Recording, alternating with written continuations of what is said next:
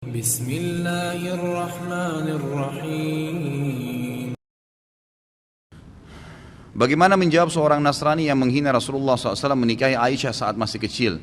Kasusnya di sosial media. Dibantah. Apa urusannya dengan Nabi SAW menikah dengan Aisyah? Apa urusannya dia mau mengurus Nabi kita? Gak ada urusannya itu. Gitu kan? Gak ada urusan sama sekali. Apa urusannya mereka mau mencampuri Nabi kita, mau menikah 9 kah, mau menikah 2 kah, mau menikah 3 kah? Itu kan Nabi kita, terserah. Kalau dia masuk agama Islam dan dia tanya kenapa begitu, baru dijawab.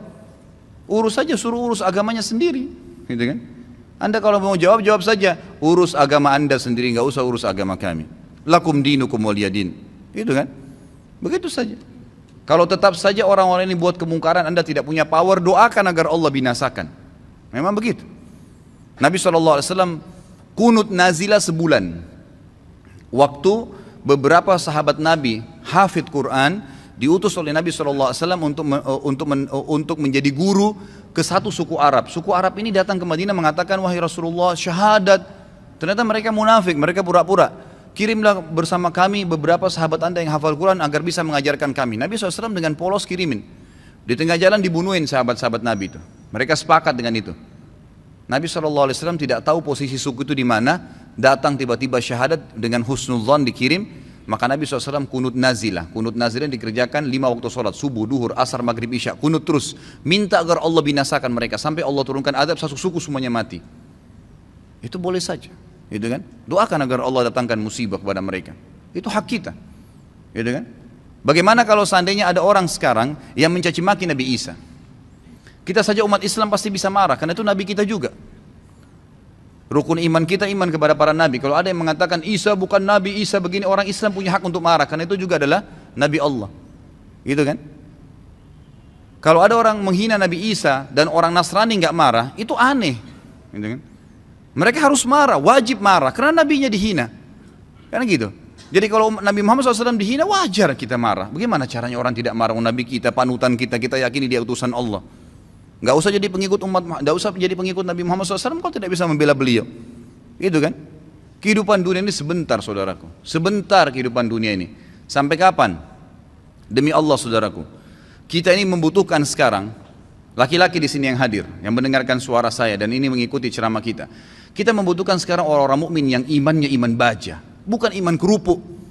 Yang kita butuh ini sekarang ikhwas sekalian dan akhwat di belakang sana yang mendengarkan saya dan mendengarkan ceramah ini. Kita butuh iman-iman baja yang kalau malam bangun dari ranjang lawan syaitan untuk sholat tahajud, bukan tidur terus menerus.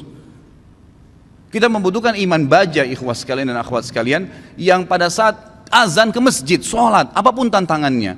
Pada saat musibah datang bersabar mereka. Pada saat jihad dikumandangkan mereka berjihad di jalan Allah Subhanahu Wa Taala. Memang hidupnya untuk Allah Subhanahu Wa Taala. Kita butuh iman yang seperti ini. Ya memang baja apa yang Allah perintahkan, apapun tintangannya, halangannya kita lakukan. Enggak peduli dengan dunia ini, apapun orang mau katakan.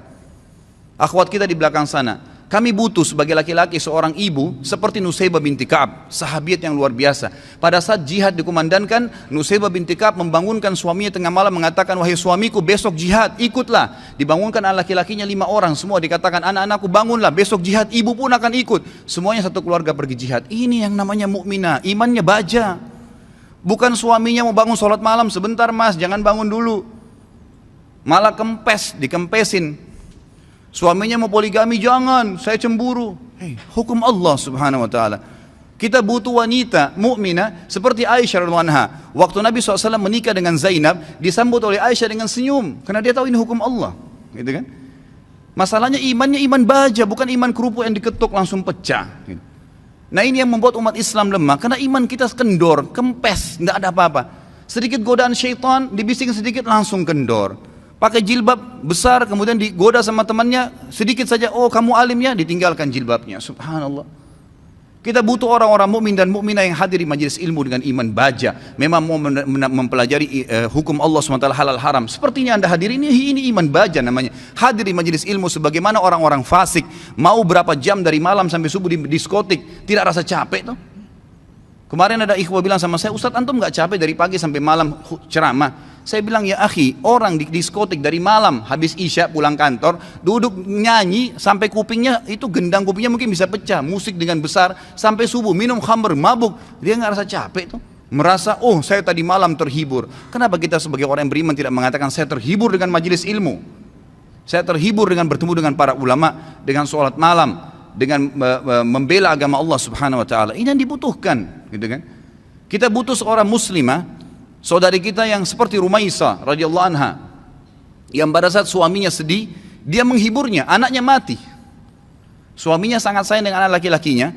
Pada saat meninggal dunia, kata Rumaisa radhiyallahu anha, jangan ada yang sampaikan kepada suami saya bahwasanya anak ini sudah mati, karena suami saya sangat sayang dengan dia.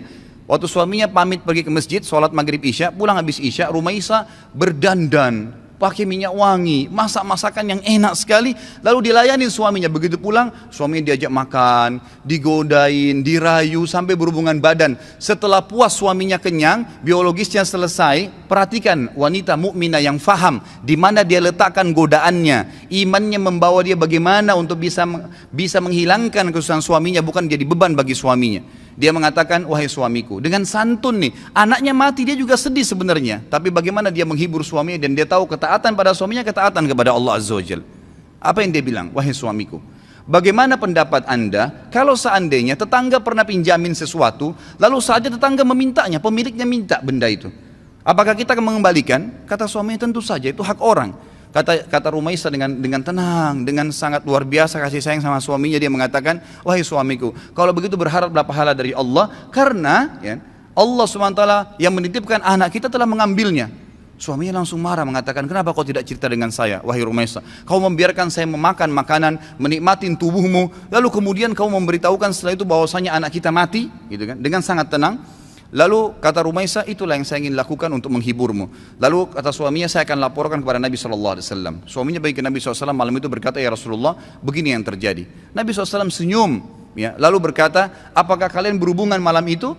Kata keduanya, iya ya Rasulullah. Kata Nabi SAW, semoga Allah berkahi, betul hamil gara-gara hubungan malam itu, dan tahun depannya lahir seorang anak mujahid dari kalangan sahabat yang hanya besar mati syahid di jalan Allah Subhanahu wa ta'ala. Ini yang kita butuhkan, orang-orang yang punya iman, ikhwah sekalian. Sampai kapan kita mau berlalai-lalai, gitu kan? Sampai kapan kita mau berlemah-lemah, malu dengan pakai busana muslim, subhanallah, gitu kan? Malu dengan simbol Islam, subhanallah. Nggak usah jadi muslim sekalian. Saya berapa kali nasihati ikhwah dan akhwat saya, kalau ada yang bertanya, Ustaz, ada satu tetangga saya, ada saudara saya murtad, bagaimana saran anda? Saya bilang, tinggalin dia. Islam gak butuh dengan orang murtad, biarin dia murtad, masuk neraka sendiri. Kenapa kita harus bingung dengan satu orang murtad dan kita tinggalkan orang-orang tetangga kita muslim yang butuh bantuan makan, yang kalau diajak ke masjid mau sholat, itu yang kita dakwahin. Orang yang tidak mau iman tinggalin aja, gak usah diikutin, gitu kan? Ngapain kita berjalan di belakangnya merayu dia untuk supaya dia kembali ke dalam Islam? Gak usah. Doain mungkin, mendakwahin boleh, tapi gak usah kita sedih, ya kan gitu. Jadi kita harus menetapkan semua pada tempatnya masing-masing. Kita butuh figur Abu Bakar yang semua tegak dengan keyakinannya. Figur Umar yang memang syaitan lari dari dia. Tahu kenapa ikhwah sekalian syaitan lari dari Umar? Karena Umar betul-betul yakin semua yang Allah perintahkan benar, yang dilarang itu salah, ditinggalkan. Dan Umar bin Khattab semuanya dengan tegar, dengan iman baja yang dia lakukan. Malam bangun sholat, nggak ada ceritanya syaitan mau godain ditepis sama dia, nggak ada. Syaitan hanya habis akal. Bagaimana caranya goda orang seperti ini? Nggak bisa. Ya kan? Karena dia betul-betul memang itu tinggal ditinggalin. Dan itu hanya dengan iman, ikhwas sekalian. Ini hanya dengan iman. Sampai kapan kita mau terus-menerus membiarkan iman kita sehari begini dan sehari begitu? Sampai kapan antum mau mengatakan, dan perempuan di antun di belakang mengatakan, sampai kapan kita mau mengatakan, oh iya nanti, oh iya ya, sampai kapan oh iya ya ini? Sampai malaikat maut mencabut roh kita baru kemudian kita mau sadar? Subhanallah. Majelis ilmu seperti ini tujuan utama mengubah menjadi orang yang lebih baik. Kalau antum datang di sini dan tidak bisa mengubah, antum bisa rajin sholat malam, antum rajin menjaga hukum-hukum Allah SWT, meninggalkan yang haram, menikmati yang halal.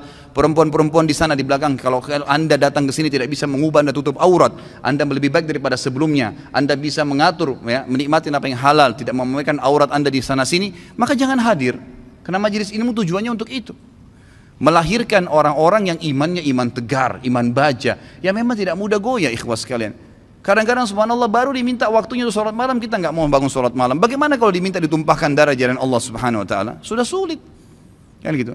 Baru diminta infak saja, Sudah beragam macam bisikan syaitan, kita sudah mengiyakan bisikan syaitan itu. Bagaimana kalau diminta infak jalan Allah Subhanahu wa taala? Mengorbankan seluruh harta, pakaian kita bahkan kalau perlu dijual untuk itu. Ini semua karena cinta terhadap dunia yang berlebihan, Allah musta'an. Semoga Allah SWT yang di langit sana yang melihat kita ini menjadikan kita orang-orang yang terpilih di kalangan hamba-hambanya yang dipenuhi imannya dengan iman baja insyaAllah dalam hati dan meninggal dalam keadaan syahid. Ya Allah, saya meminta kepadamu atas namamu yang maha mulia agar engkau menjadikan aku secara khusus dengan keluargaku ya Allah semuanya mati syahid di jalan Allah dan semuanya memiliki iman-iman yang baja dari keturunan dan seluruh istri dan anak-anakku dan juga semua yang hadir di sini ya Allah, semoga engkau berikan apa yang terbaik dari hamba-hambamu. Jadi mudah-mudahan kita tidak termasuk orang-orang yang lemah dan orang-orang yang sama sekali meninggal dalam kondisi nanti menyesal, oh kenapa ya, oh seandainya ya, sudah nggak ada gunanya ikhwah. Sekarang saatnya berubah.